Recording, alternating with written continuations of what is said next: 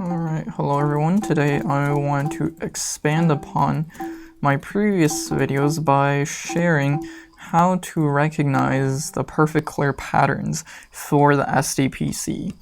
So basically you can recognize if a solve is possible using the two basic solutions by looking at if you have your S piece or your T piece first.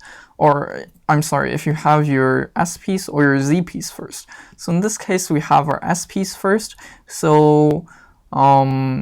but if you look at the next patterns of the queue, it's actually not possible to solve because we also have our T piece. So since we placed our S piece, we're not able to slide our T piece in. Whereas, let's say if we use this stacking pattern, but if we placed our I piece here first, we would have been able to slide our T piece in, and then our S piece, and then our J piece and L piece, and our O piece for the perfect clear. So what's really important here is the look ahead to see, to understand which clears need which specific orders of pieces, and to look at your queue and to drop your pieces in the correct order and to enable the perfect clear, all the while still maintaining speed, because that's really one of the most important things when doing an opening is speed. So today I'll only be focusing on the two major clear patterns that guarantee it'll work for most of the time. So now if we look at another example here, we have our O piece. So we can always place our O piece to the very left because it doesn't block anything.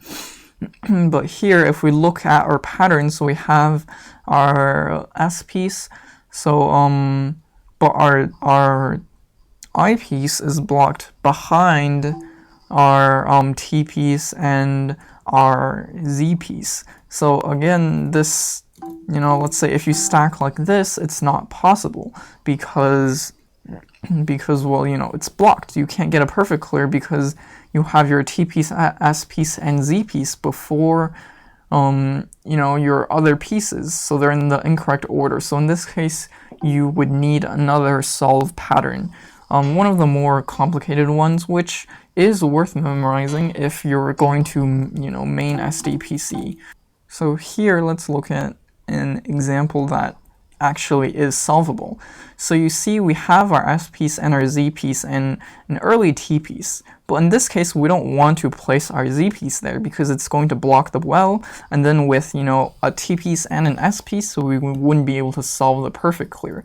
Now what we want to do here is use the combination that doesn't involve the Z piece. So we do our double T spin and then into a perfect clear. So that takes a bit of understanding the order and also what can achieve the clear in this case, and it also includes a T spin double, which is always nice.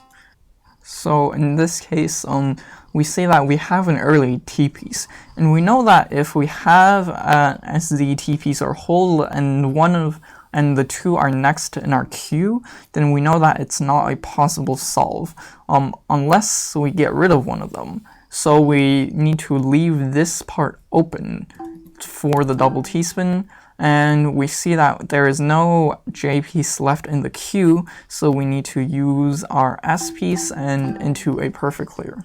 So here in this case, we have an early T, and we want to look ahead to see if a T-spin double is possible, because why take a single when you can take a double, right? But in this case we have our S piece next, so we would have to place, if we held our T piece, we would have to place our L piece here, but then we can't place our S piece here. So in this case we just have to take the single and take the perfect clear like this. So in this case we have an early Z piece and an early T piece. So again, we don't want to block the well, so we just take the T-spin single and stack for the perfect clear. So overall I would say if you know these, then the SDPC is reliable most of the time, considering that the dependency where you need O before TSZ, and also, you know, the about 70% chance of perfect clear with those two memorized. But, you know, always if you can't get a perfect clear, you can just set up for a T-spin at the end, so, you know, you can stack and change, always be flexible and change depending on the circumstances. But yeah, that's about it for the basic introduction to these two perfect clears for the SDPC, expanding upon my previous SDPC video, and I'll see you guys later.